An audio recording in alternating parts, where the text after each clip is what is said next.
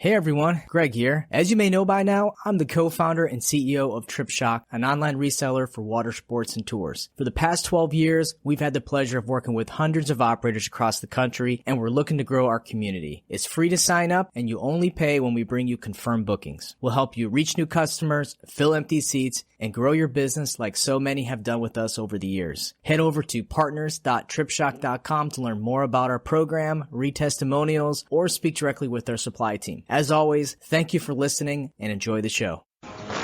They come to relax, enjoy the beach, have fun, and spend money.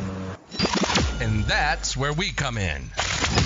This is the Awkward Watersport Guys podcast.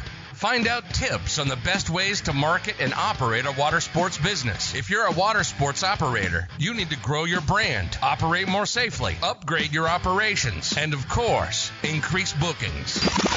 We're industry veterans, broadcasting from Destin, Florida. This is the Awkward Watersport Guys podcast, and this is Kevin O'Neill and Greg Fisher.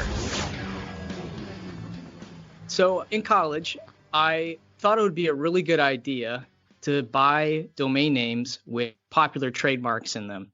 And I'm not going to talk about all the ones I did, but one in particular is I started buying domain names with the word Facebook in it. This was about in 2005, 2006. So Facebook was just starting to blow up. And a lot of domain names were available with their name in it. Now they pretty much bought everything you can think of with their name in it because they learned their lesson. So I bought the domain names, and my thought was I'll hold on to them for a while, and maybe Facebook will contact me, or maybe I'll contact them and see if they want to buy them from me. So this was 2000. This was 2005. Yeah, 2005. Look at you, you little Gary Vaynerchuk, knowing what's going to be big and popular. Well, yeah, I never know. I mean, maybe they become huge and they say, oh, well, I want this to. And that didn't happen, and you lost all your money. The end. I wish it was that way. No. But it was really funny because I'm thinking like, kind of like what's that character where the character where he like rubs his hands together and he's like, ha, I'm gonna make Mr. Burns. Mr. Burns. Yeah, excellent. Yeah. I'm gonna make so much money doing this. Yes. So I got these domains and I had them for like a few months. I'm like, I'm just going to shoot an email to Facebook just to let them know that I have them in case they want to buy them from me one day. So were they the Facebook? Was it that early into the game, or was it Facebook? Was it like thefacebook.net? I bought all variations. The Facebook, Facebook store, Facebook this, Facebook that. That was before Justin Timberlake said, drop the and just Facebook. Remember that in the social network? Yeah. All right. So you have all these Facebook.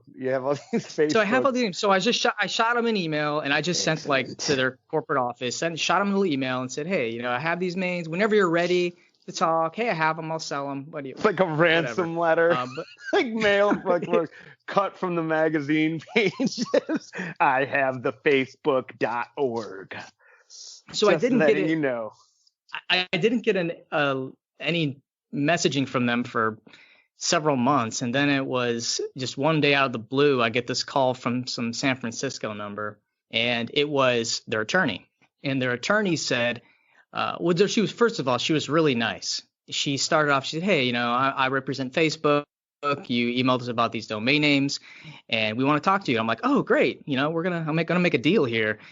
And then she started to say, well, Facebook is a trademark name, and what you're doing is illegal. It's called cyber squatting. You're not the first person to do this. This happens all the time. We have two options for you.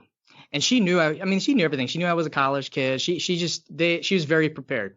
She's like, I understand you're in college, probably because she looked at my Facebook profile. I just want this to end easy for both of us because Facebook doesn't want to spend money getting them back from you because they're probably paying her hundreds of dollars just to talk to me. And it was Rashida Jones, man. Did you know that you were on the phone with Rashida Jones? You don't know who that's the actress who plays the lawyer in The Social Network. Lawyer. She's on The Office. She's on Parks and Rec. I'm sorry. I like when you're telling the story, I imagine that it's Rashida Jones. And I'm like, man. So she was really cool. She was really cool, and she's like, hey, I just don't want anything bad to happen to you, and we just want to get them back. You really can't do anything with them anyways. And I'm thinking in my head, you know what, I probably could do something with them, but I'm just an idiot kid at the time. But she said, I just want to just end this amicably. So I said, okay, well, just let me just think it over, because I was kind of dumbfounded. I'm getting a call from Facebook's attorney. So I get off the phone and I'm just like, all right, I think I got to tell my dad, because I don't need him getting a summons to my house in Destin. Dad, Mark Zuckerberg's bullying me. So I get on the phone with my dad, and he's like, "You what?" He's like, "What the hell is cyber squatting?" No, he was just confused about the whole thing, and I guess he just said, "Whatever they want you to do, do it." So I get back on the phone with her, and I said, "Okay, let's just figure this out." And she says, "Okay, well, here's the thing. You're going to still make out. We're going to pay you $500 for them. How about that? That way it will be just a smooth transition." So I paid maybe $60 for all of them. So at the end of the day, I made a little money. But most importantly, I learned, this woman actually stayed on the phone with me for, I would say, 45 minutes and just schooled me on, domain laws. She told me what I could do and what I couldn't do, and she gave me resources, and I researched it. And to this day, I've utilized that information, that situation, to make me better in how I, work my businesses. So, I've had instances where I've bought general domain names like snorkeling and orangebeach.com, and people would claim that I can sue you because you have my business name in your domain title, and really they can't do anything, right? Because you can't trademark that, or it's very difficult trademark nouns in that way. But to this day, I learned a lot about it, and I was lucky too, because she had mercy for me, because I was a dumb college kid. That it was just a good experience for me as an entrepreneur and a business person. So let's jump into domain names, because there's a lot to unpack here, and we're going to try to keep it short, but very informative. So there's a couple things we're going to touch on. Let's just start with, when I buy a domain name, do I need to have a .com? And Kevin, you and I spoke about the difference between a .com and a .net, and really it's for branding purposes.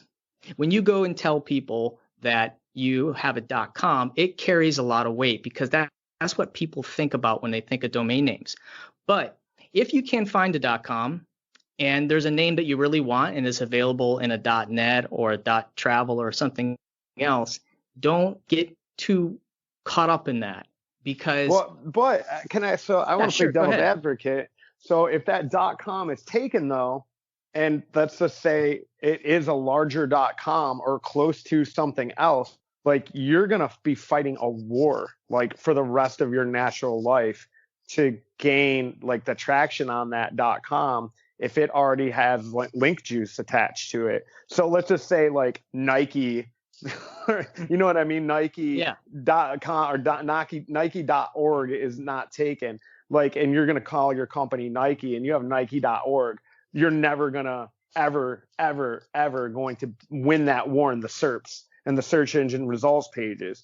So that I agree that, that you want to get what you want to get, especially if it's something catchy and the .com's already taken. But if that .com has link juice to it, or somebody does purchase that .com down the line, let's say it is something, let's just, for a lack of a, like, if you said, like, if you want to call your company like Travelscape, all right, I'm sure, I've never looked into it, but Travelscape is either already a company or somebody owns it and it's worth $30,000. Anybody that's got the money that's going to buy that .com is going to spend a lot of money to promote that. So yes, I agree with you that you should, if you can get the .net or .org, you just got to make sure that you're not going to lose that war down the road when you're trying to, gain rankings. Yeah, and it really goes back to choosing your business name, because choose a business name that is maybe it's tied or very close to a very popular brand. So you don't like if you call your company Apple Watersports, that's probably not a good idea because you're competing with already a very big, and probably you're going to have a lot of trouble getting the name trademarked because of Apple as a company, Apple, the tech company. So you really think hard about your name. Unless you're Steve Jobs, because Steve Jobs and Apple actually beat out Apple Records for that name. They had like a huge court case. Apple Records was the distributor, and they put out the Beatles albums. And so when Apple first got going, they had like a bunch of litigation with Apple Records, and they won. I don't know how they won. I can't tell you the court case and the finer details of it, but that's fucking Steve Jobs for you right there, man. Bigger than the Beatles, dude. Steve Jobs. So, but unless you're Steve Jobs, maybe Elon Musk. If you're not Steve Jobs, don't try and hide something associated to Apple. But I just thought that was a fun aside. I'm just contradicting you all day today. You weren't ready for it. I'm throwing you curveballs today, bro. I think you have to, because this is a really important subject. When you buy your domain name, you're kind of stuck with it for life. Absolutely. It's not very common that you're going to be changing. So it is one of the most important decisions that you will make. If you make a bad decision and you invest heavily in a domain name, then it's really hard to just go back. And here's one good example. You can redirect though, can't you? Though you can. I mean, you can redirect. You can redirect.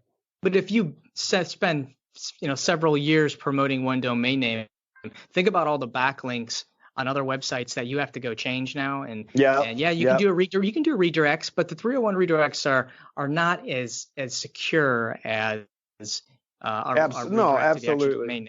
So you make a really good point about the backlinks. Yeah, that's pretty good.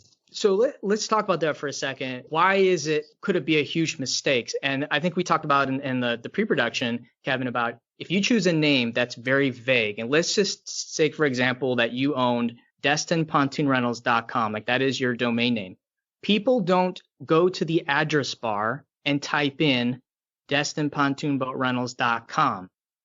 They go to Google and type that in the search bar. More and more people are doing that, or they're doing the voice search, and that's not going to go to a address. It's going to go to a Google search most likely, or Maps, or Google. Google Maps. Google Maps is a big one.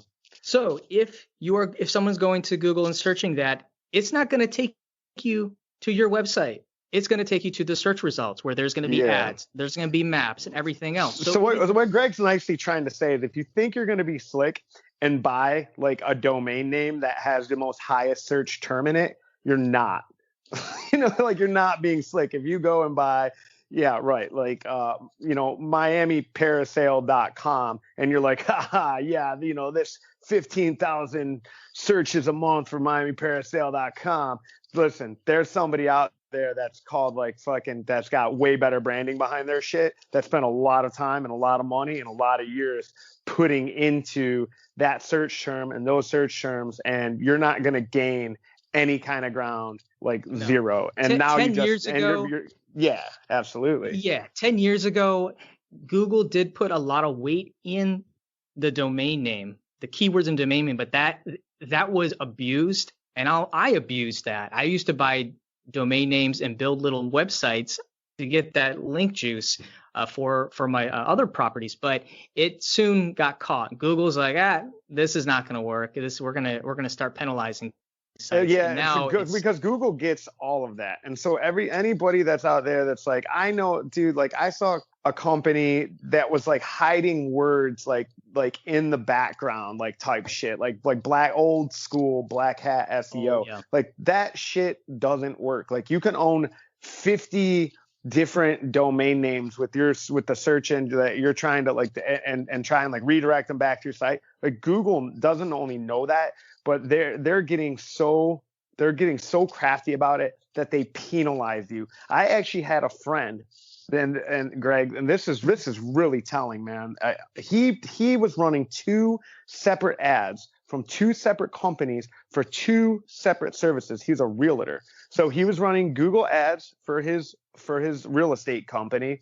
And then he was also running an ad for his he was trying to hire realtors. So he was trying to run ads to get realtors to come to his real estate company, and then running ads to actually sell the real estate. Now his PPC, the guy he was doing, he had a PPC manager that he was using, and he had it in two separate accounts, and they shut one of the accounts down. Like Google, like machine learning, their algo looked at it and thought that, and because it was so interlinked, of maybe there was a backlink pointing from one site to the other, they saw the connection, and because what they thought he was probably trying to do was run two separate websites for the same exact thing, so you could dominate the actual ad space, because there are companies who do that. Like, spoiler alert, you can run two separate websites, run two different ads to those websites, so your ads are like constantly running. But Google, and he wasn't even trying to break their TOS. They weren't. He wasn't even doing that. But they looked like he was doing that, and they caught him and they shut him down. And so when you're doing black hat tactics or even gray hat tactics, like, Google is Google for a reason. They're really smart. And that shit that worked in 2005 and in 1996 will definitely die, and will penalize you and possibly cost you the link juice that you honestly came by. It's very difficult to outsmart it nowadays. They know everything. What would you say to somebody if we said, okay, don't use nouns or general terms in your domain and use .coms? Like, what should they do if two to three syllables? You know, keep it simple. I like unique. I'm sorry. Yeah, that's what I meant to say, is keep it unique. Like, put words together that typically wouldn't go together. You know, a Fury Cat down in Key West is a good example. Fury Water Adventures is not a good example. Destiny Water Adventure, who I like, you know, whatever. Destiny Water Adventures. There's another company called Destiny River Adventures. And like in the beginning, they were like kind of a thorn in my side because we were so close. But that's a really long, like, you want to have things short, punchy, you know, to the point. You can make up a word. That's when someone goes to Google, you want them to be able to put that domain name, or if they go to the Google search bar, which we know they are, you want the person to go in there and not have to worry about any of your competitors showing up in that search result. It could be like Alcatraz water fun. I don't know, something really, it can be catchy and relevant, but it has to be Alcatraz water fun. No, those are definitely. I don't know. It's so, but it has diverging words. You want no one else to be able to be showing up there. And you might run into some guy that has the same name in California, but I wouldn't worry too much about that, because you're not competing with that guy. Keep it like 2 syllables. I love that. If you can get a .com, great, but it's not the end of the world if you don't. Things are just not like they used to be when it comes to domain names, and you have to focus on brand. And really, back to our previous episodes, brand is where you want to go anyways. Make sure your domain is country to your brand and tells you what your brand is. You want to be memorable, and that's why we say 2 to 3 syllables, because it's like, you know, we put the Y on the you know, we go like Destiny, and obviously that's like a pretty old hat around here, being in Destin. And like, when I came here, I mean, I like bought my house and started my company. You know what I mean? I wasn't like, oh, like, let me tell you the history of Destin. I was just like, well, Destiny, if we ever want to go somewhere else, not everywhere else is Destiny. And I, you know, and I didn't want to be like Destin Water Adventures because it's hyper local. So you got to think, you got to get unique, you got to be creative, you got to be punchy, it's got to be fast, it's got to be sharp, it's got to hit. And because you just want somebody to go like, oh yeah, Nike, Google, Spotify. When you think about those things, those really aren't like things. Like, what's a Spotify? You know, and it's a Google's not even a Google, it's a Googleplex. It's one with 100 zeros after the end of it, for those who don't know. But these things, they were, you know, look at Apple. Apple was a computer company. They weren't like, you know, Silicon Valley computers. You know, they could have been that. You know what I mean? They could have been Alta Vista, you know, Alta Vista machines or something like that. But Apple is like Apple, and then they just own it. Like you say Apple, you don't even think of the fruit anymore. You fucking think of the brand. So it can be really anything, as long as it hits. And like Greg said, it doesn't have to be a .com. So it's extremely important. The last thing, a lot of people ask me is, should I buy all the other variations of my name? So if you own joewatersports.com, should I buy joewatersports.net, .org, .mobi, .this, .that? There's tons of extensions. And what I say is, you can't, there's so many extensions nowadays that it's taxing to think about because they're constantly putting new ones out. So my advice is to buy the main ones, the .org, .net, .co, the stuff that matters, because you can't just sit there and worry about people, and then they will. I mean, I have some guy from Canada who hits me up. He owns a variation of the word trip shock, like with the CH in it. And I just tell this guy to pound sand, give in to every time someone comes at me and wants to sell, a variation of my name back. So I say buy the most common sense ones, because you really don't want in the future someone to buy a name that's very close to yours and do something unscrupulous, because people are very weird when it comes to that. Like someone that maybe you're in competition with can buy a variation of it and go against you. And I know it's actually happened here in Destin, where two companies bought very similar domain names, and I believe they sued each other. And you just buy, if you can, buy all the variations within reason, but you don't have to go spend $1,000. Just think about what could happen in the future if you don't, and it's much cheaper just to spend that $7 a year to own the .net or own a variation, maybe the plural and non-plural, or the or not the Z, the Facebook and not the Facebook kind of thing. Hey, listen, I own a site. It's worth it. I own a site. It's called Prick Advisors. That's how much I hated I despise TripAdvisor.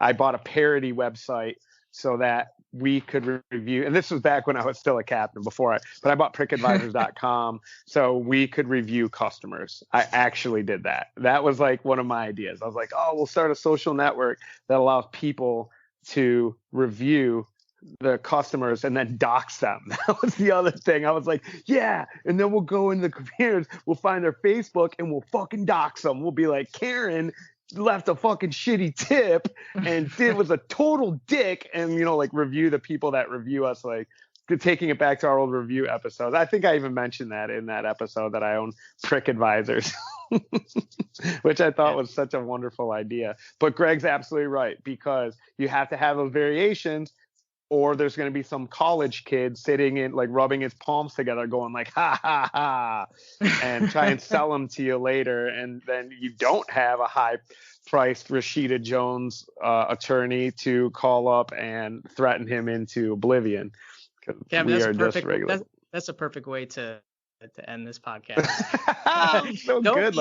Don't be like 2005 Greg. Yes.